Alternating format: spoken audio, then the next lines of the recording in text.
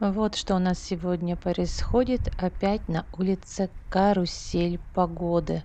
Сыпет и сыпет, и все сильнее и сильнее. Надежд пока что на весну нету. Здравствуйте, мои дорогие друзья! Приветствую вас в очередном моем влоге. Как вы уже смогли посмотреть с первых кадров моего сегодняшнего ролика, у нас опять вернулась зима. И стоило мне вчера только подумать, что почти уже весь снег растаял, и такое мое заветное желание, чтобы зимы уже не было, исполнилось, и сейчас будет только все идти на поправку и на потепление. И вот тебе на вуаля! Сегодня с самого утра начал сыпать снег, и сыпет он все сильнее и сильнее и сильнее, такими уже огромными кусками, такими сыпет снег, просто заваливает все, ну как сказать, на глазах. И уже звонила дочка в городе, страшные пробки, и автобусы, мы посмотрели по интернету, опаздывают даже на целый час. Городские автобусы по графику на целый час опоздания. Так что можете себе представить, что там сейчас творится и в каких километровых пробках стоят машины и автобусы. Конечно же, все это вместе не может не повлиять на наше настроение, которое, конечно же, ухудшается после вот таких новостей и таких событий. И вот как раз пару минут на эту тему я хотела бы сейчас с вами остановиться и поговорить на тему настроения. Вот как вы встаете и какое у вас настроение. И если оно не слишком хорошее, как же вы боретесь с тем, чтобы его улучшить? Потому что всем известно, что настроение влияет на наше самочувствие, на наше даже, как бы так сказать, физическую форму, потому что когда мы впадаем в уныние, то нам ничего не хочется, и нам кажется, что у нас нет сил ни на что, и хочется только лежать, стонать, смотреть в потолок и ничем не заниматься. Поэтому это очень такая, как сказать, опасная зона, опасная такая полоса, на грани которой можно вот так вот, можно попасть, или выйти, или упасть в бездну. Поэтому наше настроение – это ключ к хорошей физической форме, к нашему успеху и к тому, ну, ко всему, чем мы занимаемся. Если есть настроение, значит душа лежит ко всему. И очень важно следить за этим хорошим настроением. Но как же сделать так, чтобы не впадать в уныние и это настроение себе быстренько вернуть? У разных людей свой подход к этому. Кто-то занимается уборкой, кто-то занимается спортом, кто-то включает музыку, еще кто-то включит какой-то фильм, но не всегда мы можем включить фильм, когда у нас рабочая неделя, и нужно вставать, зажимать зубы, стискать их и идти, бороться, работать и что-то делать, выживать, потому что наша жизнь – это постоянная борьба, постоянная война. И здесь я считаю, что эта война прежде всего с самим собой. Это очень трудный вопрос, потому что победить себя самого – это самая трудная вещь под солнцем. Наверное, и у меня случаются такие моменты, когда приходят проблемы, приходят трудные вопросы, которые нужно решать, руки опускаются, и в такую минуту не знаешь, как к этому всему подойти. И как появляется какой-то страх, какая-то неуверенность и тревожность. И это все вместе приводит к тому, что мы замедляем бег и не знаем, что же нам дальше делать.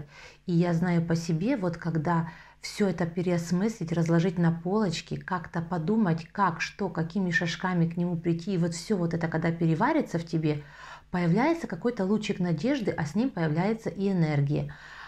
Поэтому нужно, мне кажется, не разрешать себе падать духом, а сразу принять какое-то решение, каким способом мы будем подходить к решению этого или иного вопроса, с кем-то посоветоваться, поговорить, вылить душу и какими-то маленькими такими вещами, которые придают вам уверенность, может быть, силы, вот это все собрать воедино и как бы, чтобы на этой волне такой вас выплеснуло вверх, и чтобы не скатиться вниз и не впасть в такое уныние.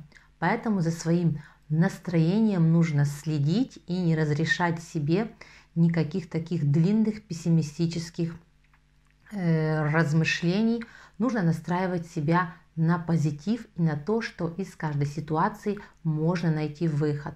Также можно заняться каким-то любимым делом, каким-то хобби или то, что вам приносит какое-то удовлетворение, а также отвлекает от тех мыслей, которые могут привести к какому плохому настроению. Даже иногда достаточно выйти на свежий воздух, вдохнуть ароматы окружающей среды, посмотреть вокруг, заметить птичку, заметить веточку, заметить, я не знаю, листик, который на ветру развивается, тем самым отвлечься и перенестись как бы в другое измерение. И это иногда тоже помогает обрести душевное спокойствие и равновесие. Именно тогда у нас и появится хорошее, спокойное настроение. И на этой ноте я бы хотела вас спросить на этом этапе, как вы боретесь вот с такой хандрой, с плохим настроением, как вы выходите из этих ситуаций и что вам помогает. Давайте в комментариях на эту тему побеседуем и поделимся своими какими-то лайфхаками, потому что сейчас как раз на улице такая пора, когда еще не пришла весна, и вот эта зима затягивается, и в это время очень часто люди впадают в такое уныние, когда на улице холодно, сыро, мокро, снежно, серо, темно. И этот недостаток солнечных лучей, вот это все приводит к тому, что наше настроение ухудшается. Поэтому давайте подарим друг другу солнечный лучик и поделимся в комментариях своими полезными советами на эту тему. А я иду готовить обед, покажу вам, что буду делать сегодня. Поэтому не переключайтесь и оставайтесь со мной до конца этого видео. Начинаю готовить сегодня второе. Суп у меня есть. На второе будут вареники с творогом. Вот я приготовила начинку. У меня здесь размятый творог, желток и ванильный сахар. По вкусу мы такую начинку любим. И сейчас буду готовить тесто. Вот у меня остался белок. Некуда мне его дать, я его дам в тесто. Дала немножко соли, мука, и сейчас буду заливать крутым кипятком. И на этой базе я готовлю тесто на вареники. Ну вот я замесила тесто, оно получилось такое очень, видите, нежное, такое мягкое, приятное. И, может, некоторые начинающие хозяйки, как сказать, побаиваются заливать крутым кипятком, потому что потом можно, будет тяжело замешивать тесто в горячей воде. Я заливаю постепенно горячую воду, сначала все перемешиваю ложкой, и потом уже начинаю месить рукой, и тесто, оно получается теплое. Не бойтесь замешивать тесто на крутом кипятке, потому что точно не ошпаритесь, я вам это гарантирую. Сначала замешайте ложкой воду с мукой, и потом уже постепенно будете это делать рукой. Тесто очень и очень приятное. Что же я сейчас буду делать? Я сделаю вот такой жгутик и не буду раскатывать все тесто в такой пласт, чтобы потом чем-то там, каким-то стаканчиком вырезать кружочки. Я сделаю одинаковые шарики, и потом эти шарики буду раскатывать и сразу лепить вареники. Так очень быстро, удобно, и вся вот эта волокита с раскатыванием теста, потом скатываниями опять и опять и опять. Поэтому некоторые хозяйки не любят делать вареники, потому что тяжело. А здесь будет очень и очень удобно. Шарики, и из каждого шарика получится вареник. Итак, поехали. Вот таким образом я формирую жгут. Тесто мягкое, эластичное, очень податливое и приятное в работе. Сейчас руками вот так вот буду растягивать тесто, чтобы получилась соответствующая толщина. И затем начну формировать маленькие шарики. Это зависит от того, какая у вас начинка и предпочтение. Я вот такие делаю шарики. И сейчас из всего теста налеплю их столько, сколько выйдет. Вот эта половина шариков, которые получились, и с второй половины сейчас доделаю. Вот у меня еще один кусочек теста.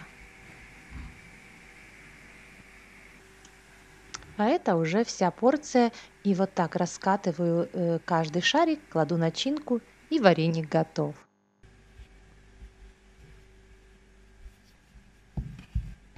Таким способом вареники лепить очень быстро, удобно и без заморочки. Поэтому для меня налепить вареники на всю семью – это не проблема. Иногда я даже леплю про запас, замораживаю, и тогда у меня есть запасной вариант на обед, на ужин или даже на завтрак. Особенно, когда летом я люблю делать вареники со сливой, когда она свежая. Поэтому я или со сливой, или с вишней делаю больше вареников, замораживаю и потом зимой как нашел. Очень вкусно, и домашние вареники всегда лучше покупных. Да и, честно говоря, покупные у нас дома просто не идут. Мы уже пару раз пробовали, и не приносило это никаких результатов. Эти вареники просто мы выбрасывали. Поэтому нету другого выхода, нужно встать и сделать. А этот способ очень простой, быстрый, надежный и без заморочек. Ну вот и все. Вареники готовы. И теперь остается только поставить в воду и сварить их на обед. Немножко теста осталось, но на это у меня есть свой способ, и я что-то из них сделаю также вкусное, поэтому тесто у меня не пропадет, и не беда, что его осталось немножко. И вуаля, вот они мои вареники, я их поливаю, я их всегда подаю с маслом, кладу на горячие вареники кусочек масла, оно растапливается и получается очень и очень вкусно. Поэтому, друзья мои, вареники с творогом – это очень хороший вариант на обед. На этом в сегодняшнем влоге у меня все. Надеюсь, был он для вас полезен. Если так, обязательно поддержите меня пальчиком вверх. Пишите в комментариях, какие еще хотите со мной развивать темы в моих следующих роликах. Всего вам самого доброго. Огромное спасибо. Пока-пока.